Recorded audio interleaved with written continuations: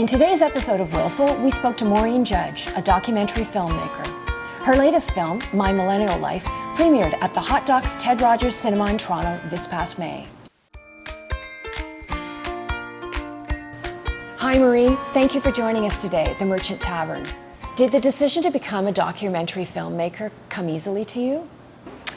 Well, you know, I actually started in drama, in comedy drama. I really, really love comedy. I think comedy really can sort of strike at the heart of a matter.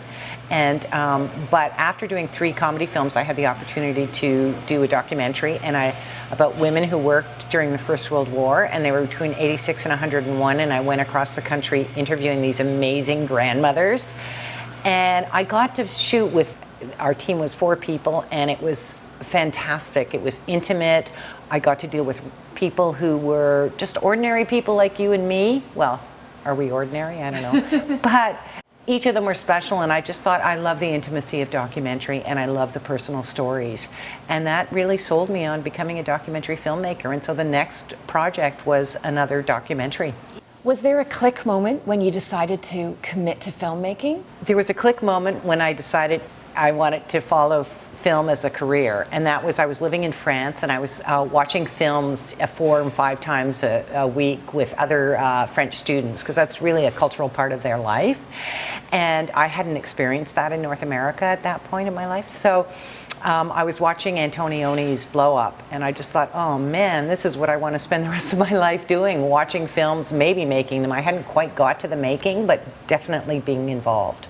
Were you on an exchange in France, like a student exchange? No, I had my BA. I graduated from the University of Toronto, and then I went to the University of Strasbourg to study French for a year in a program for non-French speaking students. Yep. But I spent actually most of my time in cafes and hanging around at Cine Club. Were you one of those kids who documented family barbecues with your Super 8 camera?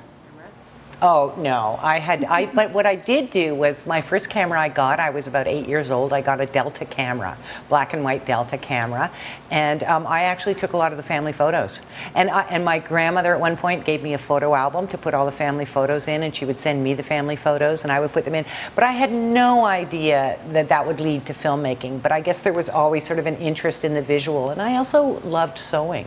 And somehow sewing, you know, you're making things. I usually use patterns, but if I didn't have a pattern, then I would cut my own pattern. So I think that those kinds of, the idea of doing individual projects, making things, I loved using my hands, my eyes. So I think it all comes together in a funny way. In retrospect, it comes together. I also loved, I studied philosophy as an undergrad, so I loved ideas too. What moves you the most about documentaries?